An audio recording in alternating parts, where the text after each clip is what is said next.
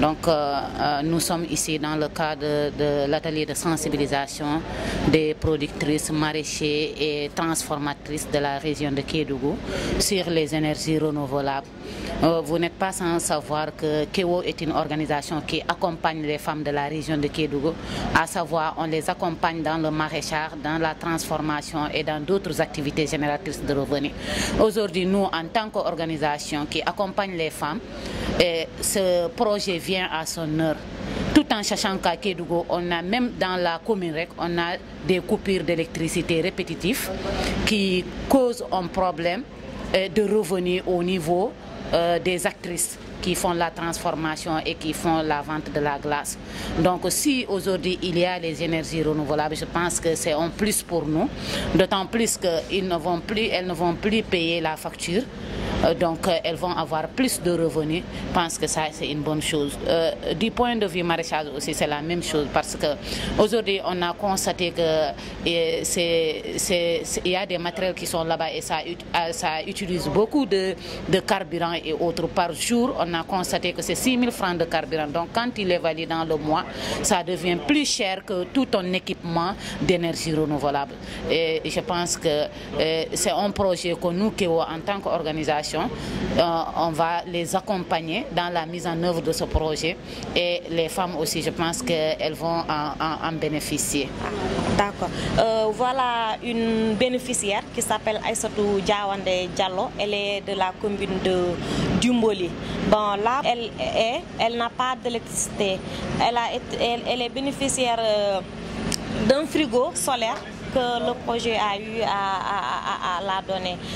Depuis lors, on lui avait demandé une somme, mais n'empêche, elle n'a pas pu trouver toute la somme. Le projet lui a donné quand même le frigo solaire. Et aujourd'hui, elle se sent à l'aise à vendre, et ça lui a permis d'économiser et de garder un peu d'argent, et aussi d'aider la commune de Dumboli. Voilà, exactement. Donc, du coup, le projet est venu à son terme. Nous avions convié aujourd'hui les acteurs de la région de Kédougou à un atelier de sensibilisation sur les opportunités que peuvent offrir les énergies renouvelables dans la production, aussi bien maraîchère, transformation de céréales, également de maraîchage ou même de production de froid, comme l'a rappelé tantôt l'introduction de l'atelier. Donc il s'agit de montrer aux acteurs de l'opportunité qu'ils ont, parce que l'énergie c'est un intrant très important pour augmenter et la quantité et la qualité des produits, et dans les zones les plus reculées, notamment les villages où se passe l'essentiel de la production en fait. Mais nous savons tous que ça requiert aussi un accompagnement au niveau du financement, du fait des coûts élevés de ces équipements-là. D'où l'importance aussi de mettre en place des stratégies de financement, et ce qui nécessite ou justifie la présence à l'atelier d'entreprises qui travaillent dans les énergies renouvelables, mais également des financiers qui pourront s'intéresser à des produits autour des énergies renouvelables. Donc c'est un programme du ministère de l'Allemagne de la coopération, en relation avec l'État du Sénégal, avec comme tutelle technique le ministère de l'énergie et du pétrole. Les structures qui le mettent en œuvre, c'est le GBE. Le GBE, Green Burger Energy, qui traduit en français voudrait dire énergie verte pour les citoyens d'Afrique. Donc c'est un projet de 2 à 3 ans, et nous comptons accompagner les acteurs à Kédougou d'un montant de 5 millions d'euros, voilà, et de 3 ans de durée sur l'étendue du territoire du Sénégal. Ça fait combien? Ça ferait 4 milliards. Sur toute l'étendue du territoire? Ouais. Alors qu'attendez-vous concrètement de ces participants-là? Les participants, c'est qu'ils soient conscients des avantages de l'énergie solaire, qu'ils initient des actions pour investir en cela, et que nous puissions les accompagner dans la conception et la stratégie de financement. Nous venons procéder à l'ouverture d'un atelier sur le volet énergie solaire du programme de GIZ dans la région pour un peu montrer, sensibiliser d'abord et montrer l'importance, n'est-ce pas, de ces énergies renouvelables, en particulier vraiment le solaire, quant à l'autonomisation des femmes et le développement économique des zones rurales.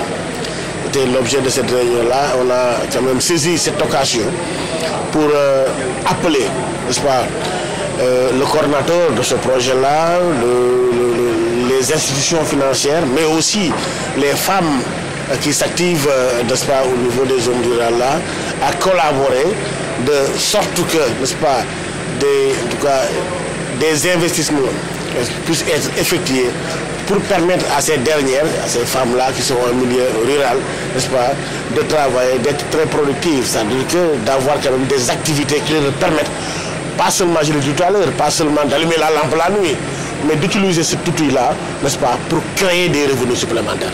Vraiment, c'était vraiment l'objet, n'est-ce pas, de mon discours, n'est-ce pas, de mes propos. Et je pense que pendant ces 2 jours-là, n'est-ce pas, les techniciens qui sont là avec moi, ainsi que les institutions financières, vont échanger pour voir quelles sont effectivement les opportunités qui sont offertes à ces femmes-là, mais à ces hommes aussi, mais quels sont aussi, n'est-ce pas, le système de financement le mieux approprié pour permettre effectivement, dans les zones rurales, à ces femmes qui travaillent, n'est-ce pas, en matière de mariage aussi, mais aussi de transformation de produits salariés, n'est-ce pas, de pouvoir faire, n'est-ce pas, en tout cas, gagner plus d'argent pour créer définitivement leur autonomie.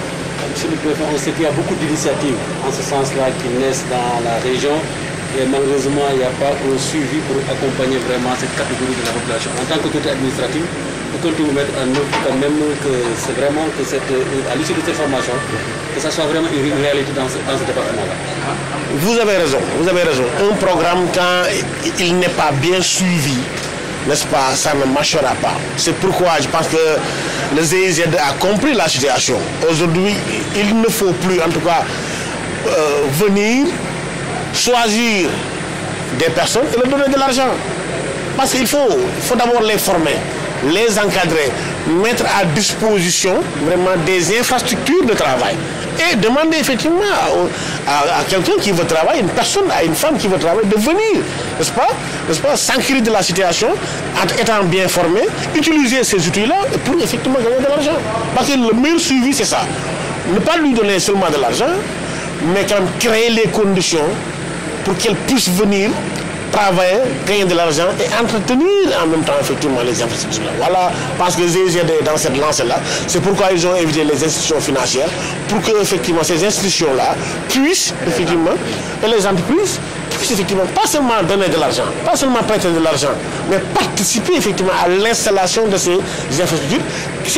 Même ces infrastructures, ces outils-là, pourraient être même leur propriété. Mais l'essentiel, c'est que de donner effectivement à ces populations-là les moyens, les infrastructures qui leur permettent effectivement de travailler. Et c'est ça qui est important. Et nous,